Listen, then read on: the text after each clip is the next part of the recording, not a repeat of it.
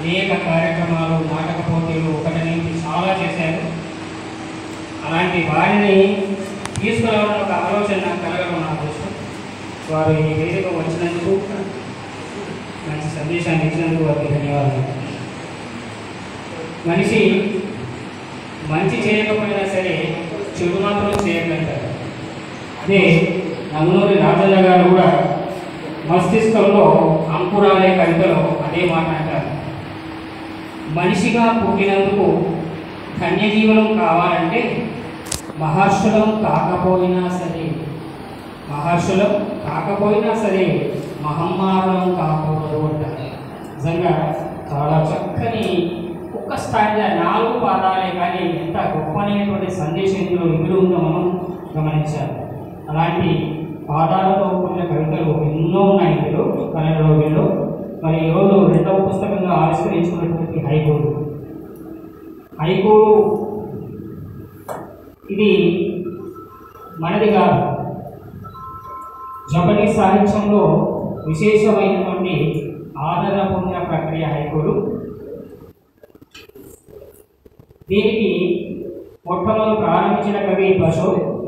ఆ తర్వాత జపాన్లో ఎంతోమంది కవులు ఈ ప్రక్రియని ప్రతిష్ట చేయడం జరిగింది. కానీ ఈ ప్రక్రియ ఇంగ్లీష్ భాషతో పాటు అనేక భాషలోకి అనువాదం చేయడం జరిగింది, తర్జుమా చేయడం జరిగింది. అట్లా తెలుగులో హైకోలను తొలిసారిగా పరిచయం చేసి ఇస్మాయిల్. అయితే 5+7+5 5 అక్షరాలు ఒక పాదం, 2వ పాదం 7 అక్షరాలు, 3వ పాదం 5 అక్షరాలు. ఈ రకంగా హైకోలను బాగా ప్రచారంలోకి తీసుకొచ్చిన వారు తలతోటి పృథ్వీరాజు గారు. అనకాపల్లి మాస్టర్లు హైకో క్లబ్ను ఏర్పాటు చేశారు. ఆ క్లబ్ ద్వారా హైకో ప్రక్రియను చాలా ప్రచారం తీసుకొచ్చారు. వరంగల్కు చెందినటువంటి వకులవాసు గారు కవల సరేరు అనే ఒక గ్రూప్ని ఏర్పాటు చేసి అందులో చిత్రాలు ఇస్తూ ఆ చిత్రాలకు హైకోలు రాయమని పోటీ ద్వారా ఎంతోమంది కవులను కవితలను పోటీలకు వస్తున్నారు. ఆ విధంగా ఆ గ్రూపులో చేరినటువంటి మన నందమూరి రాజన్న గారు 4,000కు పైగా హైకోలు రాశారు. ఈ పుస్తకంలో చిత్రం ఉంటుంది, చిత్రానికి సంబంధించినటువంటి భావనతో కూడుకున్నటువంటి హైకోలు ఉంటాయి. ఇలా వారు 4,000కు పైగా చక్కని హైకోలు రాశారు. అందులో 1-2 వినిపించారు. అంటి ముట్టని వింత వైఖరే కదా ఆకుపై ఒట్టు, ఆకు మీద తామరాకు మీద పొట్టెలో లేదా. అట్లా కొంతమంది వ్యక్తులు ఉంటారు. వాళ్ళు పుత్రులు కావచ్చు, స్నేహితులు కావచ్చు, సన్నిహితులు కావచ్చు, బంధువులు కావచ్చు, ఎవరైనా కావచ్చు. కష్టాలు ఎదురైనప్పుడు తామరాకు మీద నీళ్ళు పొట్ల అంటి ముట్టినట్టుగా ఉండే ప్రయత్నం చేస్తారు. అలాంటి వారి గురించి చెప్తూ ఈ హైకో రాశారు. దీనిలో మనం నేర్చుకోవాల్సింది ఏంటంటే అలాంటి వారికి మనం దూరంగా ఉండాలి. అలాగే మాటలు లేని ప్రేమ, మాటలు లేని మలి వయసు ప్రేమ చూడముచ్చటే. చాలా చక్కని హైకు. వృద్ధాప్యంలో ఉన్న ప్రేమ అనేది ఎంత గొప్పదో అది అనుభవిస్తే తప్ప తెలియదు. ఎందుకంటే జీవితంలో మనం ఎంత తోడుగా ఉండేది భార్య మాత్రమే.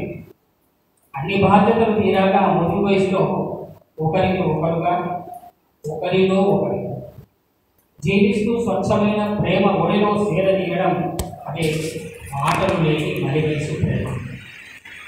అట్లాగే గడికంట కన్నీరు ఒలికిన జాతికే చేటు అంటారు. ఎత్ర నారిస్తూ పూజ్యంతే రమంతే తత్ర దేవత, ఎత్రైకాస్తు అపూజ్యంతే సర్వస్తత్ర ఫలాక్రియ అన్నారు. అంటే ఎక్కడ స్త్రీలు పూజించబడతారో అక్కడ దేవతలు ఉంటారని, ఎక్కడ స్త్రీలు పూజింపబడరో అక్కడ కార్యాలన్నీ నిష్ఫలమవుతాయి. ఇట్లా హైకోలు పుస్తకాన్ని వారు ఈ విధంగా ఆవిష్కరించడం చాలా చక్కని హైకోలు ఇందులో ఉన్నాయి. మరి అలాంటి గొప్ప ప్రక్రియను కూడా సొంతం చేసుకున్నారు. చిత్రం ఏంటంటే రాజన్న గారు ఒక వచన కవితే కాదు, హైకోలు రాశారు, గజల్స్ రాశారు, వచన గాయాలు రాశారు, బాలగాయాలు రాశారు. అట్లాగే ఇప్పుడు హైకోలు రాశారు, కథలు రాశారు, పాటలు రాశారు. ఇట్లా అనేక ప్రక్రియలు రాస్తూ ముందుకెళ్తున్నటువంటి నందూరు రాజన్న గారి మరొకసారి అభినందన తెలియజేసుకుంటూ, మరి మన కరీంనగర్ డివిజన్ 1 కార్పొరేట్ మాజీ కార్పొరేట్ గారు ఉలగాని శ్రీనివాస్ గారిని మాట్లాడాల్సిందిగా